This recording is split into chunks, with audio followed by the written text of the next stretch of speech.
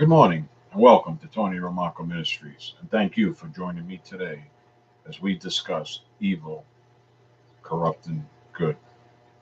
The evil and deception in this broken, fragile world today is on a large scale. We're back in the attitude era. To find someone you can truly trust is extremely difficult. Backstabbing, gossip, ruining the reputation of others is like the general norm of today's society and goes along many people. These people all being used by the devil because deep down inside they're empty. The government, corporate, business, families, social circles, deception is rampant. People want to get ahead and they don't care who they have to ruin, who they step on to get to the top, who they have to betray. They'll turn people in, rat them out, make them look bad so they themselves look good. If those with good morals remain in the company of these people, eventually they'll become just like them.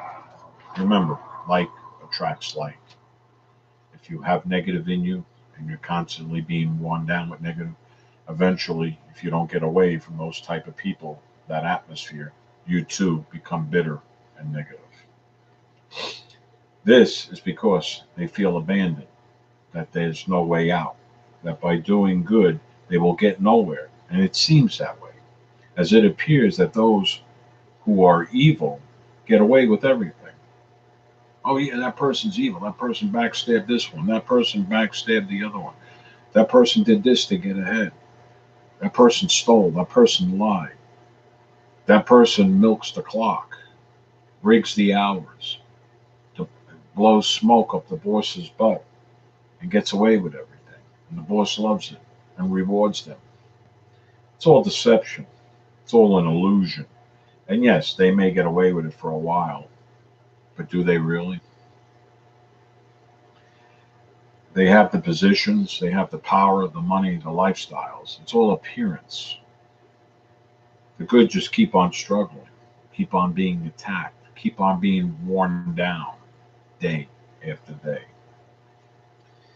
People in corruption, deception, gossip, betrayal, whatever you want to call it, anything that's evil, they're in bondage. They're slaves. And you're going to say, Reverend, who are they slaves to? They're slaves to Lucifer. Anything that's not good and holy is not of God, it's of Lucifer. Okay? So when you're doing his bidding, because his masterpiece is deception, not what he did in the Garden of Good and Evil with the serpent thing and all of that. That was nothing. His masterpiece is deception. One, to believe that he doesn't exist, and those that do believe he exists, he deceives them into believing that God hates them, that God doesn't love them, that God is not there for them, that God's abandoned them, and that he himself will give you what you want. And yes, you may get what you want. There's an ultimate price you got to pay. And when you're in his kingdom, there is no love, there is no mercy, there are no second chances. You will be tormented with the gnashing of teeth and the screams of yourself and of other souls for eternity, 24/7. Now, the reason is because they're blinded by all the glitz and the glamour, the power, the money. They don't realize what they're doing. Well, now I want you to open up your Bibles. Okay, I'll give you a little bit of time and I'll be redundant a couple of times, so bear with me. There's a reason for it. I want you to turn to 2 Peter 2:19. That's 2 Peter 2:19. While they promise them liberty, they themselves are the servants of corruption. For of whom a man is overcome, of the same is he brought into bondage. Let's break this down a little bit. Let's go to line 1. While they promise them liberty, they themselves are the servants of corruption. Well, the ones who are already corrupted, evil, that betray, that gossip, blah, blah, blah, when you go into their company, they try to get you to do the same thing. They'll promise you power and freedom. Hey, look what I have. You can have the same thing. You can have a nice house, a nice car. But all you got to do is deceive this person. All you got to do is betray and step on people and don't worry about it.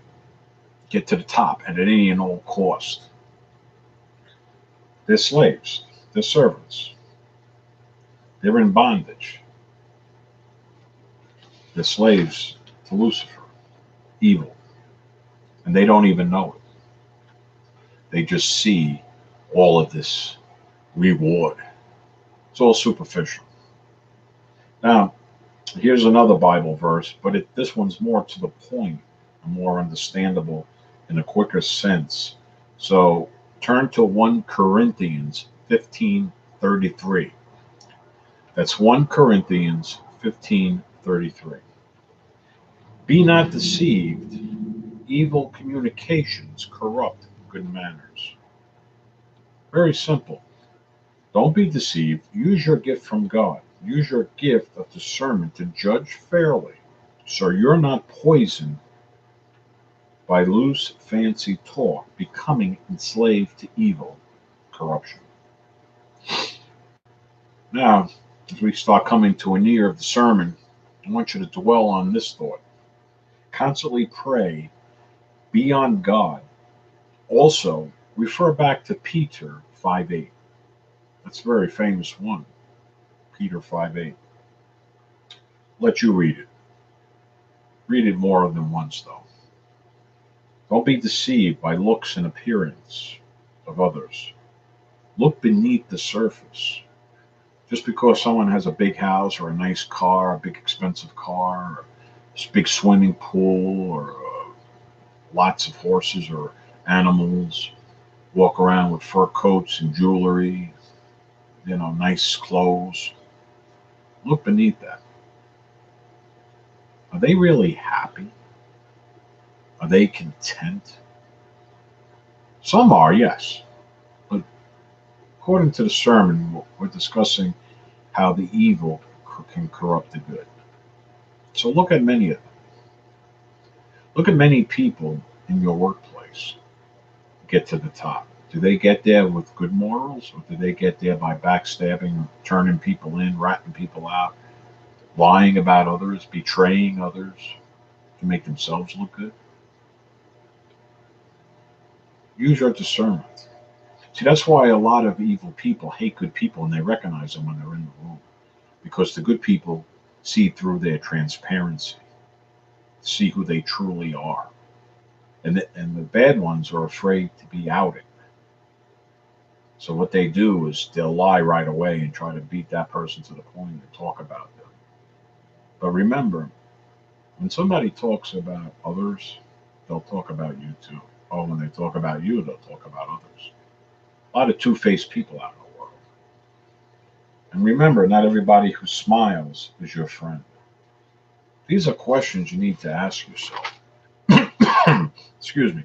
But the most important question you need to ask yourself consistently, recharging yourself every day, is, do you want this type of life? Or do you want to live a godly life and not get an award, but get a reward? That's what God gives. God doesn't give out awards, doesn't give out trophies and plaques and 8.5 by 11 pieces of paper that say you're the his child of the month or child of the year. You did good or whatever. He gives you his heavenly reward. One of those rewards is Jesus Christ. Think about it. You want God's rewards, or do you want man's awards? Remember, one's eternal, one's temporary. Live the true life. Live the life that God created you to live. Don't live what other people want you to live, because you only live in this world once. Be yourself, who you truly are. The Lord bless you and keep you. The Lord make his face shine upon you and be gracious to you. The Lord turn his face towards you and give you peace. I'm Reverend Tony, and thank you for joining me today as we discussed evil can corrupt good. Have a blessed and enjoyable Sunday. We'll see you again next time as we go live with another video. And please continue to walk in the presence of God. You'll be glad you did.